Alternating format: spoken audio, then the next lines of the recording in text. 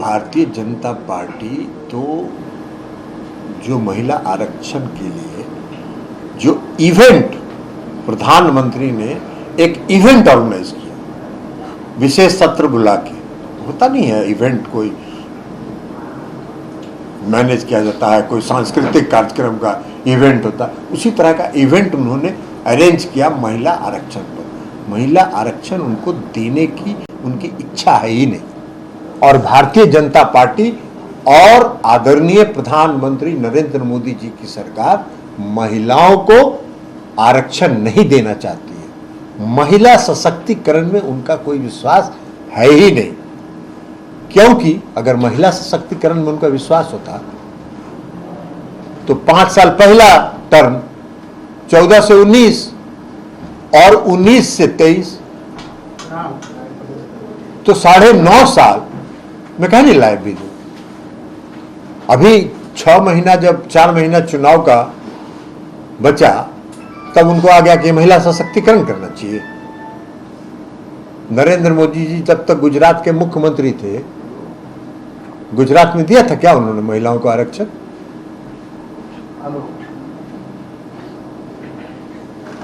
इसलिए ये सब है ही नहीं। और जो महिला आरक्षण का बिल उन्होंने लाया है, उसमें क्या है? जनगणना होगी, जनगणना होने के बाद परिसीमन आयोग बनेगा, परिसीमन आयोग तय करेगा, तब महिला आरक्षण लागू होगा। जनगणना भी कब शुरू होगा, भारत सरकार ने कुछ नहीं कहा। गृह मंत्री जी कह रहे हैं कि लोकसभा के चुनाव के बाद होगा,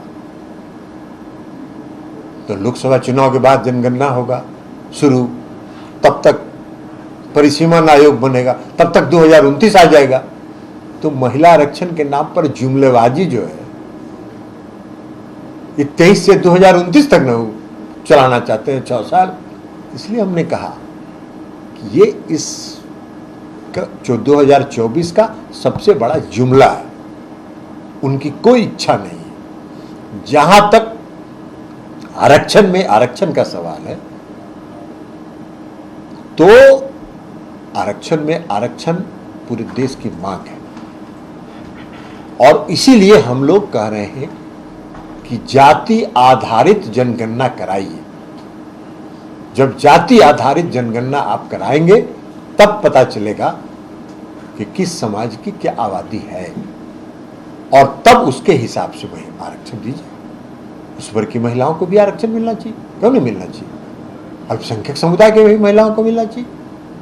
हालांकि जो दलित में या अति पिछड़े में भी हम लोग मांग कर रहे हैं कि अल्पसंख्यक समुदाय को भी अति पिछड़ा क्योंकि संख्या में शामिल करिए। जो उससे जो दलित का काम करते हैं, उनको आप दलित वर्ग में शामिल कीजिए।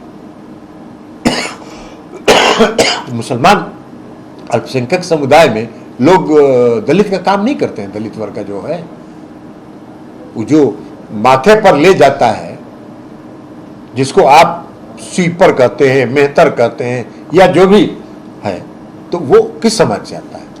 तो उसको नहीं मिलना चाहिए उसका लाभ, उसको भी मिलना चाहिए उसका लाभ।